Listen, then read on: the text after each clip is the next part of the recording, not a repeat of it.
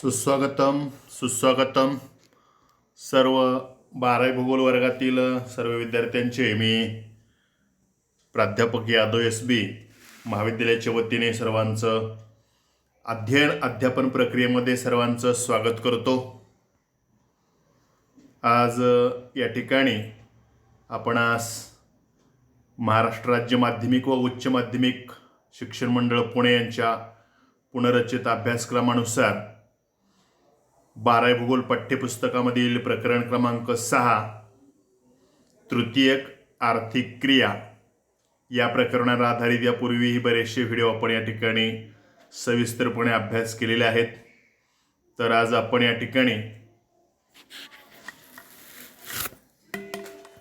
तृतीयक आर्थिक क्रिया यामधील उपघटक, वाहतूक व पर्यटन व्यवसाय यावर आधारित आज आपण व्हिडिओ क्रमांक 32 यामध्ये सविस्तर चर्चा करणार आहोत। आता प्रथमतः आपण या ठिकाणी तृतीयक आर्थिक क्रियामधला थोडासा वाहतुकीमधला जो भाग आहे तो पूर्ववत पाठीमागील व्हिडिओमधलं आपल्याला वाहतुकीचं महत्त्व हे राहिलेलं आहे।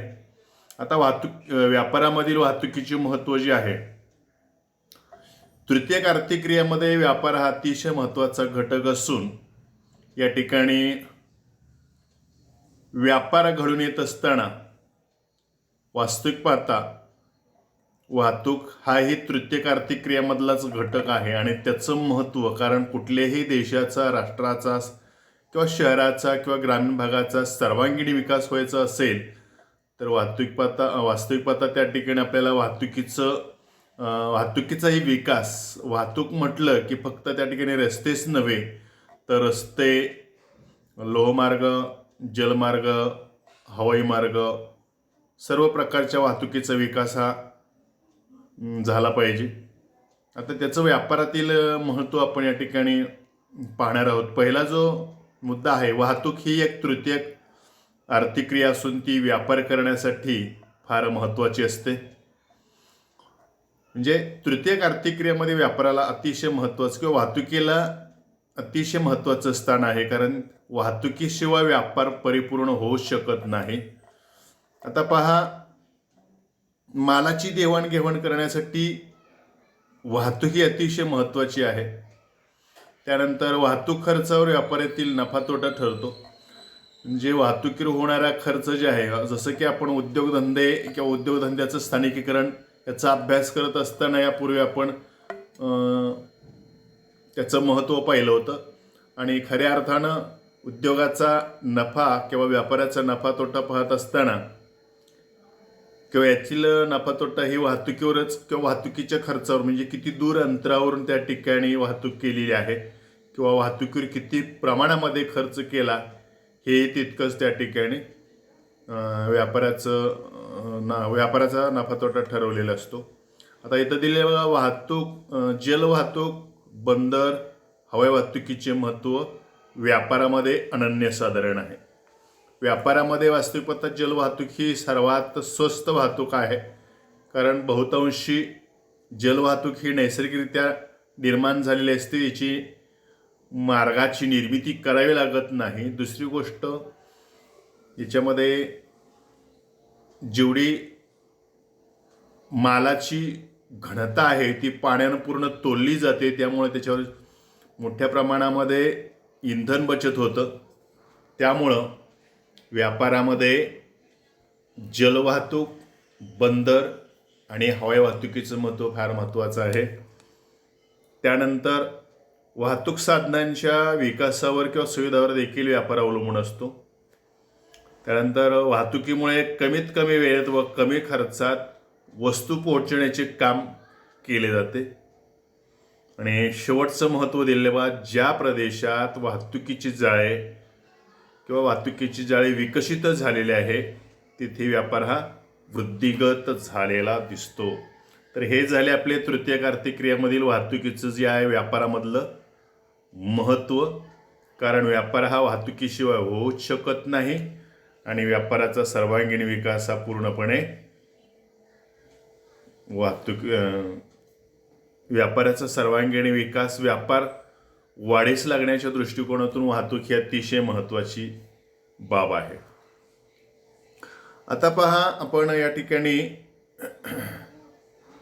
तृतीयक आर्थिक क्रियामधला वाहतूक हा जो भाग पाहिलेला आहे त्याच्याशी निगडीत या ठिकाणी पाठ्यपुस्तकाच्या पान नंबर 61 आकृती क्रमांक 6.3 पान नंबर 61 आकृती क्रमांक 6.3 मध्ये सागर वाहतुकीद्वारे सन 1980 ते 2010 पर्यंत झालेल्या व्यापार दर्शवलेला आहे आणि या आलेखाचा वापर करून विवेचनात्मक टीप लिहायची आहे.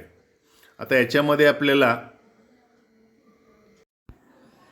आता पहा, आपण या ठिकाणी आकृती क्रमांक 6.3 मध्ये एक प्रकारे आपण संयुक्त स्तंभालेख दाखवलेला आहे. याच्यामध्ये आपल्याला सूची दिलेली आहे बघा, आपण थोडंसं झूम करून पाहूया.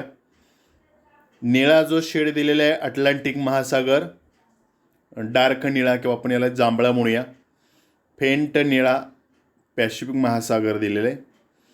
त्यानंतर मेहंदी कलर किंवा आपण हिरवा रंग म्हणूया पोपटी कलर हिंदी महासागर, आणि पिवळा जो शेड दिलेला आहे त्याला आपण भूमध्य समुद्र असं म्हणतो. आणि म्हणजे एक्स या ठिकाणी वर्ष दिले आहेत 1980, 1990, 2000 आणि 2010. दर 10 वर्षाच्या फरकाने एकूण 4 स्तंभ दिलेले आहेत आणि वाय अक्षावर या ठिकाणी टक्केवारी दिली आहे. आणि सदर आलेखामध्ये काय केलेलं आहे तर सागर वाहतुकीद्वारे सन 1980 ते 2010 पर्यंत झालेला व्यापार दर्शवलेला आहे. म्हणजे कोणत्या महासागरातून सर्वाधिक व्यापार झालेला आहे आपण या आलेख वाचनातून या ठिकाणी सांगणार आहोत. थोडंसं आपण या ठिकाणी आलेखाचं वाचन केलेलं आहे. एक्स अक्षावर वर्ष आणि वाय अक्षावर काय केलेलं आहे टक्केवारी दिलेली आहे. किती प्रमाणामध्ये या ठिकाणी सागरी वाहतुकीतून व्यापार झालेला आहे हे आपल्याला ठिकाणी सांगता येतं. आता वास्तविक पाहता या ठिकाणी जर पाहिलं तर पहिलं 1980मध्ये अटलांटिक महासागरामध्ये सर्वाधिक आहे आणि जसजसं अटलांटिक महासागरामध्ये कालखंड 10-10 वर्षाचा होत गेला तसतसं त्या ठिकाणी सागरी वाहतुकीचा व्यापार हा कमी कमी होत गेलेला आहे. याच्या उलट आपण पॅसिफिक महासागर जर पाहिला तर पॅसिफिक महासागरामध्ये 1980ला सागरी वाहतुकीद्वारे व्यापार हा कमी प्रमाणामध्ये होता आणि जसजसं दर 10 वर्षाला काय झालेल्या परिस्थिती बदलत गेलेली याचाच अर्थ त्या ठिकाणी सागरी वाहतुकीद्वारे व्यापार वाढत गेलेला आहे. त्याच पद्धतीने हिंदी महासागरातून सुद्धा कालानुक्रमे किंवा दर 10 वर्षाने 80ला कमी आहे आणि 2010ला सर्वाधिक आहे. मात्र भूमध्य समुद्राची मात्र परिस्थिती आपल्याला कॉन्स्टंट किंवा स्थिर दाखवलेली दिसते. त्याच्यावरून आपण थोडंसं विवेचन करणार आहोत किंवा याच्यावर आधारित आपण टीप लिहिणार आहोत. सदर आलेखात सागर वाहतुकीद्वारे सन 1980 ते 2010 पर्यंत झालेला व्यापार दर्शवलेला आहे. म्हणजे यामध्ये तुम्हाला आलेखाच्या वरील मथळ्यामध्येच तुम्हाला सर्व माहिती दिलेली आहे. सदर आलेखात दर्शवण्यात आलेला माहिती ही शेकडा प्रमाणात दर्शवलेली आहे. तर वायाक्ष 10, 20, 30, 40, 10% पट्टीत या ठिकाणी 100% म्हणजे टक्केवारीच्या प्रमाणामध्ये दर्शवलेले आहे. जगातील प्रमुख 4 महासागराचा व्यापार दर्शवण्यात आलेला आहे. इथं दिले बघा अटलांटिक, पॅसिफिक, हिंदी आणि भूमध्य अशा जगातील प्रमुख 4 महासागरातील सागरी व्यापार दर्शवण्यात आलेला आहे. आणि सन 1980 साली अटलांटिक महासागरातील सागरी व्यापार आता मी सांगितलेल्या पद्धतीनं सर्वाधिक म्हणजे 47%, इथं दिले बघा 40 आणि इथं 50 दिलेलं आहे. निम्म 45 आणि पुढे 2 रेषा, याचा अर्थ 47% झाला आहे. तर दुसऱ्या स्थानी पॅसिफिक महासागरातील व्यापार सुमारे 38% झालेला आहे. म्हणजे 9 या ठिकाणी 47 प्लस 87 म्हणजे साधारणतः 38% आपल्याला या ठिकाणी लक्षात येते. यातमधून वजा जर केलं तर येणारी संख्या ही तुमची पॅसिफिक महासागराची असेल, त्यानंतर भूमध्य समुद्र आणि त्यानंतर हिंदी महासागर.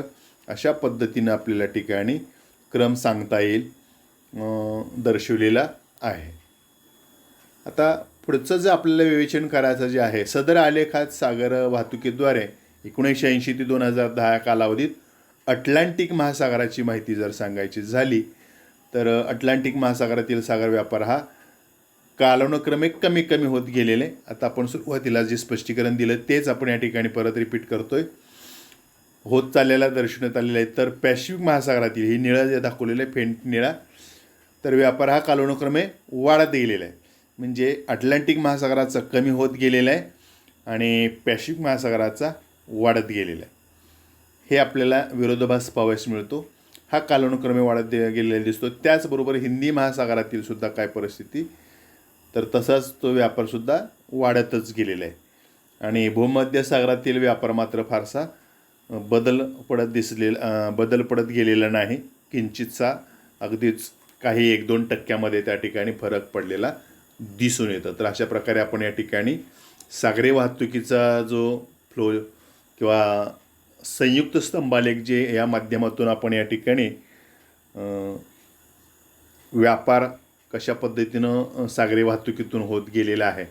कारण कालानुक्रमे यापूर्वी अगदीच आपण 1980मध्ये जर पाहिलं तर काही सागरी वाहतूक जी आहे विशिष्ट मार्गाने त्या ठिकाणी होत चाललेली आहे. किंवा जसं की सुएज कालवा, पनामा कालवा, हे जे कालवा मार्ग जे आहेत त्यामध्ये कालानुक्रमे बदल होत गेले आणि वेगवेगळ्या अवजड मालाची वाहतूक करण्याच्या दृष्टिकोनातून, प्रवासी वाहतूक, मालाची वाहतूक करण्याच्या दृष्टिकोनातून बदल होत गेले.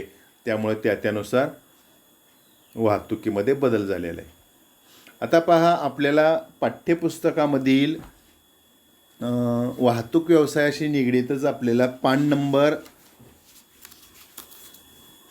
61 उजव्या साईडला अगदी स्टॉपला दिले बघा, शोधा पाहू कूर्ग या पद्धतीनं असं दिलेलं आहे बघा. कूर्ग, युसमर्ग, सापुतारा, लाडघर, मरीना समुद्रकिनारा, इस्तंबूल, मिलान, म्हणजे एकूण जवळजवळ बघा ही 3 2 5 6 7 शहरं दिलेली आहेत. ही ठिकाणे कशासाठी प्रसिद्ध आहेत ते शोधायचं आपल्याला. इथं तुम्हाला मोबाईलच्या मॅप याच्यावरून सर्च करून या ठिकाणी तुम्हाला वेगवेगळी शहरं दाखवलेली आहेत आणि ती मुख्य आर्थिक व्यवसाय कोणता, इथला व्यवसाय कुठला आहे, ते ठिकाण कुठलं आहे किंवा त्याचा आर्थिक व्यवसायाचा संबंध आहे का ते शोधायचं आहे. आता पहिलं आपण या ठिकाणी शहर घेतलेलं आहे कूर्ग. आता कोडागो म्हणून परिचित असलेल्या म्हैसूरपासून 120 किलोमीटर अंतरावर असणारं म्हैसूर शहरापासून हे कर्नाटक राज्यामधील कोडागो म्हणून परिचित असलेलं किंवा म्हैसूरपासून 120 किलोमीटर अंतरावर असलेलं इथं दिले बघा कर्नाटक राज्यातील एक प्रमुख जिल्हा आहे आणि याचं मुख्य शहर मडिकेरी आहे. आणि याचं महत्त्व जर सांगायचं झालं कूर्ग या शहराचं, विशेषतः या कूर्ग या ठिकाणी मोठ्या प्रमाणामध्ये कॉफी, मध, अंजीर, मसाले, वेलची, काळे जिरे, अननसाचे पापड म्हणजे वेगवेगळ्या प्रकारची उत्पादने या ठिकाणी प्रसिद्ध आहेत. शिल्क यासाठी प्रसिद्ध आहेत. आणि त्याचबरोबर कूर्ग हे सुद्धा या ठिकाणी एक प्रकारचं पर्यटक केंद्र म्हणून किंवा भारताचं स्कॉटलँड म्हणून त्या ठिकाणी या शहराला ओळखलं जातं. अशा पद्धतीची हे कूर्गच नव्हे तर सर्व शहरं जी आहेत वेगवेगळ्या विशिष्ट अशा पर्यटनाच्या दृष्टिकोनातून किंवा या ठिकाणी वास्तविक पाहता वाहतूक आणि पर्यटन हे एकमेकाशी आपण संलग्न या ठिकाणी याचा अभ्यास करतो आहे. आणि तृतीयक आर्थिक क्रियामध्ये या वाहतूक आणि पर्यटन व्यवसायाला अतिशय महत्त्वाचं स्थान आहे. आता दुसरं जे ठिकाण दिलेलं आहे युसमर्ग. आता युसमर्ग हा सुद्धा या ठिकाणी हे एक प्रकारचं पर्यटक ठिकाण आहे.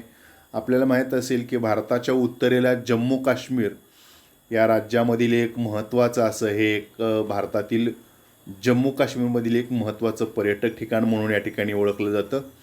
आता इथं जर तुम्ही पाहिलं तर भारतातील सर्वाधिक उंचीचं किंवा जगातील सर्वात उंच असं हे 8000 मीटर उंचीचे पर्यटक ठिकाणं जे आहेत त्यापैकी हे एक युसमर्ग म्हणून ठिकाण ओळखलं जातं. श्रीनगर, जसं जम्मू काश्मीर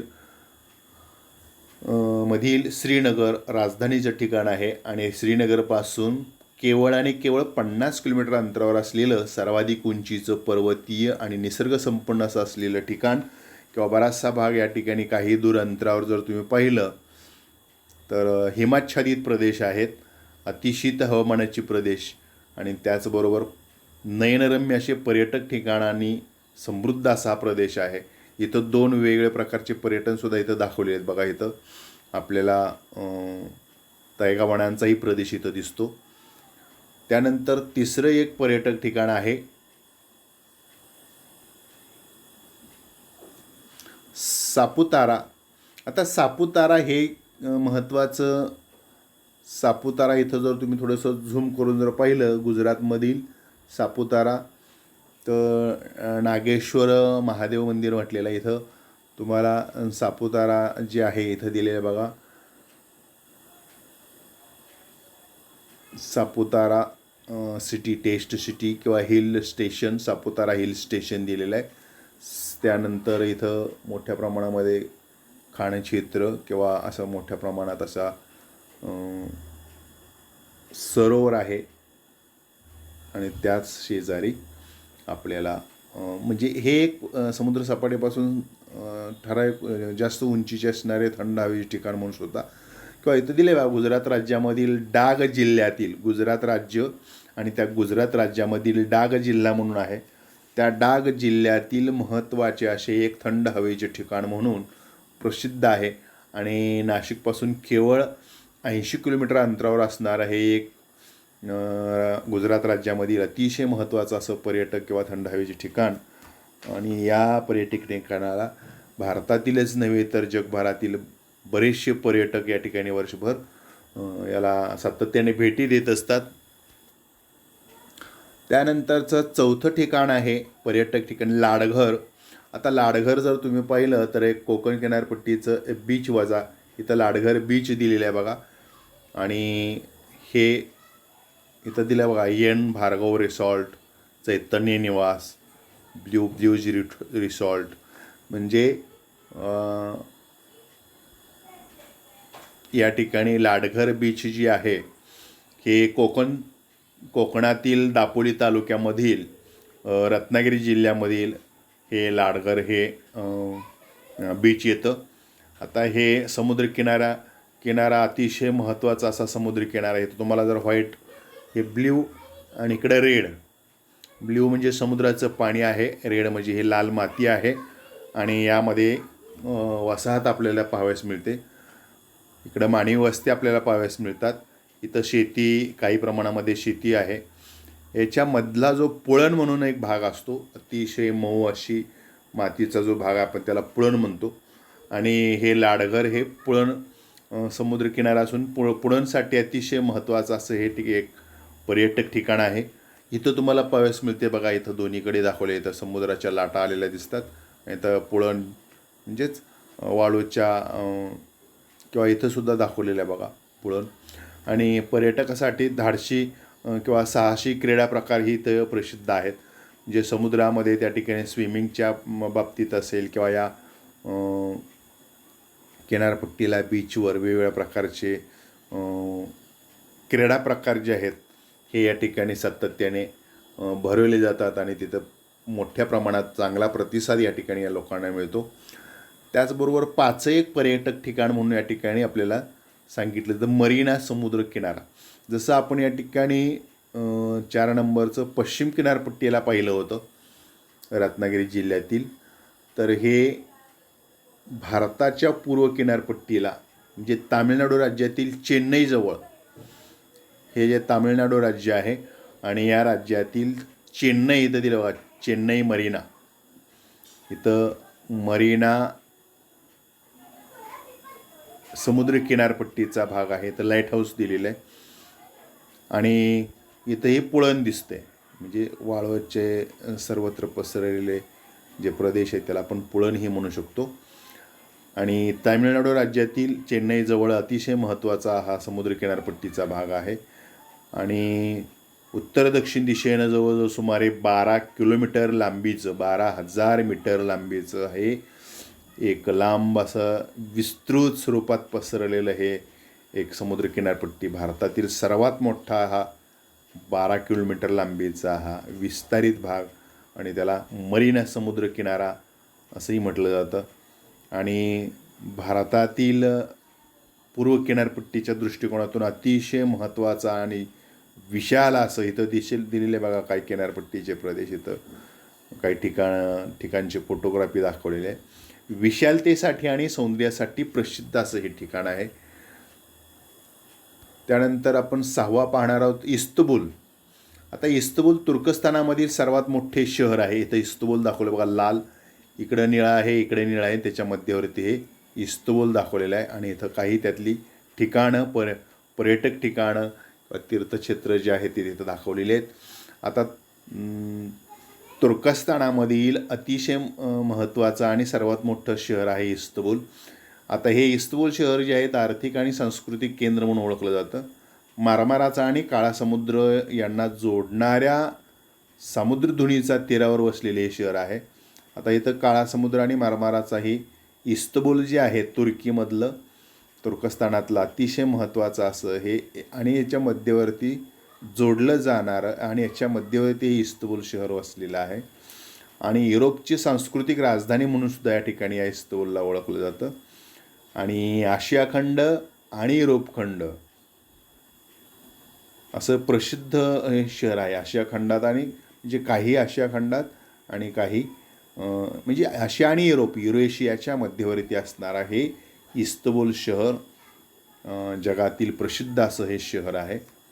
आणि सर्वात शेवटचा जो आपण एक महत्त्वाचा शहर बघतो ते म्हणजे मिलन, किंवा यालाच आपण मिलानो असं म्हणतो. मिलानो इटलीमधलं आहे. युरोपमधील अतिशय महत्त्वाचं असं हे पर्यटक ठिकाण आहे. इटलीमधील रोम शहराखालोखालच दुसऱ्या क्रमांकाचं मोठं शहर. त्याचबरोबर याची ओळख फॅशन डिझाईनबाबत जागतिक कीर्तीचं असं हे शहर आहे. प्राचीन संस्कृतीचं, त्याचबरोबर सुंदर शहर, भव्य दिव्य असं किंवा भव्य अशा इमारतीनं सजलेलं. इथं तुम्हाला 2 इमारतीसुद्धा दाखवलेल्या आहेत बघा. शॉपिंग मॉलसाठी सुद्धा मोठमोठे शॉपिंग मॉल या ठिकाणी आपल्याला पाहावयास मिळतात. असं हे या ठिकाणी मिलान किंवा आपण याला मिलानो असंही म्हणू शकतो. हे शहर पर्यटनासाठी प्रसिद्ध आहे. अशा पद्धतीचं आपण या 7 शहरं पाहिलेली आहेत. आता त्याचबरोबर आपल्याला या ठिकाणी तृतीयक आर्थिक क्रियामधील पर्यटन हा व्यवसाय आपल्याला या ठिकाणी पाहायचा आहे. याच्यामध्ये एकूण तुम्हाला 2 तक्ते दिले आहेत. त्याच खालोखाल आपल्याला पान नंबर 61वर करून पहा असं दिलेलं आहे. पुढील 2 तक्ते अभ्यासा आणि खालील प्रश्नांची उत्तरे द्या. आता इथं जर तुम्ही पाहिलं, तक्ता क्रमांक 1 दिलेला आहे, काही प्रदेशाच्या स्थूल राष्ट्रीय उत्पादनात पर्यटनाचे थेट योगदान. आणि तक्ता क्रमांक 2मध्ये काही प्रदेशातील पर्यटनामध्ये गुंतलेल्या लोकसंख्येची टक्केवारी. इथं प्रदेशाच्या स्थूल राष्ट्रीय उत्पादनात पर्यटनाचे थेट योगदान म्हणजे मालदीवनं किती टक्के योगदान आहे हे आपल्याला याच्यामध्ये स्थूल राष्ट्रीय उत्पादनात म्हणजे पर्यटन या शहराला येत असल्यामुळे किती टक्के योगदान आहे. 38.92%. ब्रिटिश व्हर्जिन बेटेला 32.96%. मकाऊला 28.1%. अरुबाला 27.64%. सेलेक्सला 25.73%. तर ही टक्केवारी या ठिकाणी या शहराला, विशेषतः ही सर्व सागरी बेटे आणि सागराच्या किनारपट्टीला असणारी अतिशय पर्यटनाशी बेटे आहेत. आणि त्या ठिकाणी जगभरातील लोक पर्यटक म्हणून त्या ठिकाणी भेटी देत असतात. आणि इथं दिलेल्या काही प्रदेशातील पर्यटकामध्ये गुंतलेल्या लोकसंख्येची टक्केवारी म्हणजे यामध्ये आपण Aruba, Saint Lucia, Bahama, Macau आणि सेशेल्स हे जे आहेत, इथं सेशेल्स, अरुबा हे कॉमन आहेत. त्यानंतर मकाऊ हे सुद्धा त्या ठिकाणी कॉमन आहे. म्हणजे मकाऊ, अरुबा, सेशेल्स ही दोन्ही एकत्रित येतात. इथं प्रत्यक्ष पर्यटनाचे योगदान आहे आणि त्या पर्यटनासाठी या शहरामध्ये किती टक्के लोक प्रत्यक्ष गुंतलेले आहेत हे आपल्याला दाखवलेलं आहे. आणि त्याच्या खाली आपल्याला काही प्रश्न विचारले आहेत. त्या प्रश्नाचा आपण या ठिकाणी सविस्तर चर्चा करणार आहोत. म्हणजे तक्ता क्रमांक 1 आणि तक्ता क्रमांक 2वर आधारित काय केलेलं आहे. काही प्रश्न 1 ते 5 प्रश्न विचारले आहेत. इथं बघा, वरील तक्ते काय दर्शवतात, दोन्ही तक्त्यामध्ये देश सारखे आहेत का, या देशांना जगाच्या नकाशावर दाखवा, त्यातला पहिला प्रश्नावरील तक्ते काय दर्शवतात. तर इथं तक्ता क्रमांक 1 समोर दिलेली जी माहिती आहे तेच इथं दाखवलेली आहे निळ्या शेडमध्ये दाखवलेली, आणि तक्ता क्रमांक 2मध्ये काय दाखवलेलं आहे ते इथं हिरव्या शेडमध्ये दिलेलं आहे. इथं दिलं बघा, जगातील काही निवडक देशात चालणाऱ्या पर्यटन व्यवसायाचा त्या देशाच्या राष्ट्रीय उत्पन्नातील वाटा. इथं दिलं बघा, राष्ट्रीय उत्पादनातील वाटा. तसेच त्या देशातील लोकसंख्येपैकी म्हणजे या अरोबा शहरामधली जेवढी लोकसंख्या आहे त्यातली किती टक्के, तर पर्यटन व्यवसायात गुंतलेल्या लोकसंख्येचे प्रमाण टक्केवारीमध्ये किंवा त्या लोकांचं योगदान यामध्ये या 2 तक्त्यामध्ये दिलेलं आहे. इथं प्रत्यक्ष येणारे लोक, पर्यटक म्हणून त्या ठिकाणी भेटी देणारी लोकसंख्या दाखवलेली आहे, आणि त्याचबरोबर किंवा राष्ट्रीय उत्पादन त्या शहराला किती आर्थिक लाभ होतो आणि इथं दिलेली एकूण लोकसंख्या किती गुंतलेली आहे हे दाखवलेलं आहे. आता दोन्ही तक्त्यामधील देश सारखे आहेत का, अतिशय साधा सोपा प्रश्न विचारलेला आहे. तर दोन्ही देश तक्त्यामधले देश वेगवेगळे आहेत, फक्त सारखे नाहीत. म्हणजे 5च्या 5 देश हे सारखे नाहीत. इथं मालदीव आणि ब्रिटिश जॉर्जिज बेटे हे वेगळे आहेत. इथं अरोबा सेंट लुशिया हा शहर वेगळा दाखवलेला आहे, आणि हा बहामा वेगळा आहे. तर एकत्रित या ठिकाणी मकाऊ, इथंही मकाऊ दिलेला आहे, इथं अरोबा दिलेला आहे, इथंही पहिला अरोबा दिलेला आहे, इथं शेशेल्स, इथंही शेशेल्स दिलेलं आहे. म्हणजे मकाऊ, अरोबा, शेशेल्स हे फक्त 3 शहरं या ठिकाणी दोन्ही तक्ता 1 आणि 2मध्ये जुळतात. इतर इथले 2 वेगळे आणि इथले 2 वेगळे, अशा पद्धतीचे या ठिकाणी माहिती दिलेली आहे. त्यानंतरचं बघा, आपण प्रत्यक्ष तिसरा प्रश्न दिलेला आहे, या शहरांना जगाच्या नकाशामध्ये दाखवायचा आहे. हा पहिला मालदीव आणि भारताच्या पश्चिमेला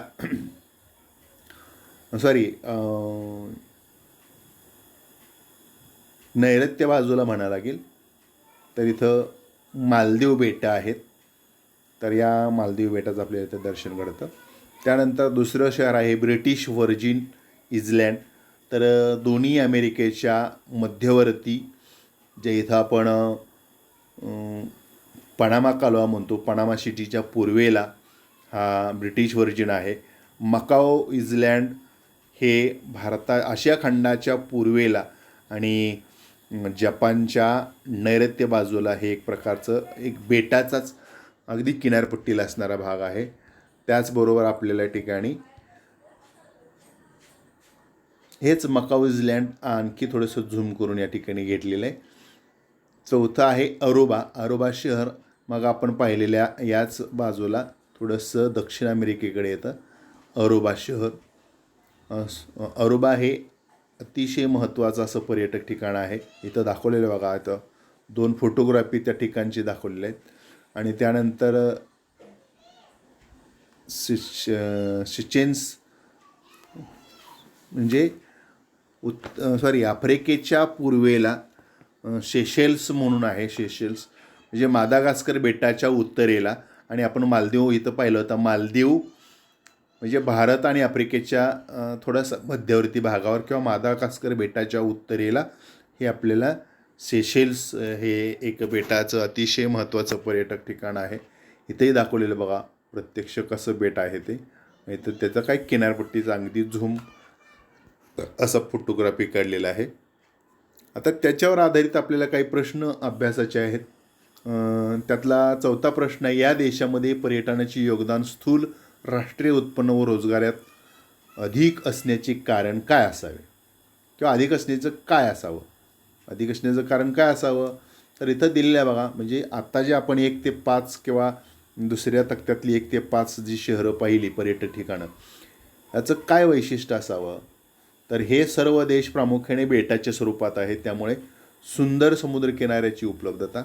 आता आपण सर्व शहरं जे आता यापूर्वीच्या ह्याच्यामध्ये जे पाहिले, थोडक्यात आपण इथं पाहिले, सगळी समुद्रकिनारपट्टीची बेटच आहेत.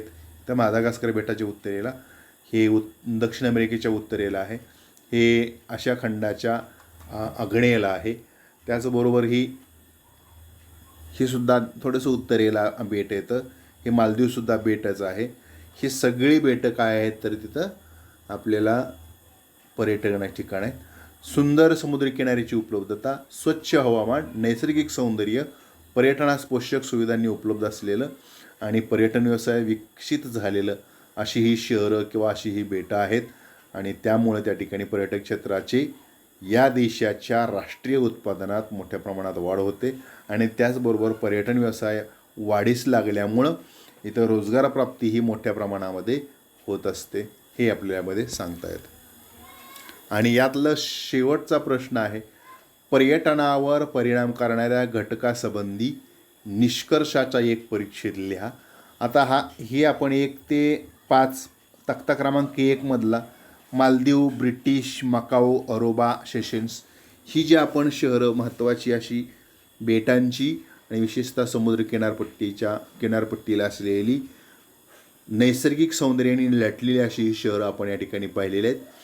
तर याचा आपल्याला परिच्छेद कसा सांगता येईल की पर्यटन हा पूर्णतः नैसर्गिक पर्यावरणाशी संबंधित असतो आणि या पर्यटनावर काही परिणाम करणारे घटक आहेत. स्थान, मग ते अगदीच किनारपट्टीला आहे का खंडांतर्गत आहे, मग किनारपट्टीला असेल तर आणखी सौंदर्याने नटलं जातं आणि निळाशार समुद्र आणि त्या सागरी लाटा आणि मऊ असं त्या ठिकाणी वाळूचे पुळण किंवा बेटे किंवा त्या ठिकाणी असं दूरपर्यंत पसरलेले वाळूचा किनारपट्टीचा आणि उंचच्या उंच सागरी लाटा. याशिवाय पर्यावरणीय स्थिती असते, हवामान, त्यानंतर भूरचना कशी आहे, त्याचबरोबर तेथील जैवविविधता वैशिष्ट्यपूर्ण अशी असते, वाहतुकीचा विकास झालेला असतो, पाण्याची उपलब्धता, राहण्या खाण्याची सोय, म्हणजे जे पर्यटक जे येतात त्यांना चांगल्या पद्धतीचं अन्न मिळालं पाहिजे आणि त्याचबरोबर त्यांना राहण्याची सुद्धा सोय झाली पाहिजे.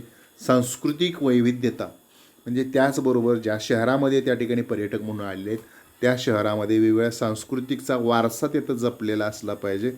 त्याचबरोबर त्या ठिकाणी आणि त्यासाठी या शासनानं वेगवेगळ्या निधी उपलब्ध करून त्याचा वरचेवर त्या ठिकाणी विकास कसा होईल याकडे पाहिलं पाहिजे आणि त्याचबरोबर राजकीय परिस्थिती इत्यादी घटकांचा परिणाम होतो. अशा प्रकारे आपण आज या ठिकाणी पाठ्यपुस्तकामधील वाहतूक, त्याचं महत्त्व किंवा व्यापारातील वाहतुकीचं महत्त्व, त्याचबरोबर पर्यटन व्यवसाय आणि त्या पर्यटनाशी निगडीत आपण प्रत्यक्ष काही नकाशाच्या माध्यमातून आपण प्रत्यक्ष त्या स्थळांना वेगवेगळ्या नकाशाचा झूम करून पाहिलेला आहे आणि वेगवेगळ्या तक्त्याचा अभ्यास करून त्यावर आधारित आपण काही प्रश्न पाहिलेले आहेत, काही आलेखाच्या माध्यमातून काही प्रश्न किंवा त्याचा सविस्तर अभ्यास केलेला आहे. तर अशाच प्रकारे तुम्ही प्रदीर्घ आणि मोठा व्हिडिओ झाला तरीसुद्धा तुम्ही शेवटपर्यंत पाहिलं त्याबद्दल मी सर्वांचा आभार मानतो, धन्यवाद मानतो. अशाच प्रकारे तुम्ही या ठिकाणी या चॅनलला लाईक करा, सबस्क्राईब करा, शेअर करा आणि काही विद्यार्थी उशिरा या ठिकाणी या ग्रुपला जॉईन झाले असतील तर तुम्ही मराठीमध्ये यूट्यूबवर मराठीमध्ये 12वी भूगोल यादव SB जॉग्राफिक कंटेंट जर सर्च केलं तर तुम्हाला या ठिकाणी असे दर्जेदार व्हिडिओ पाहायला मिळतील. धन्यवाद.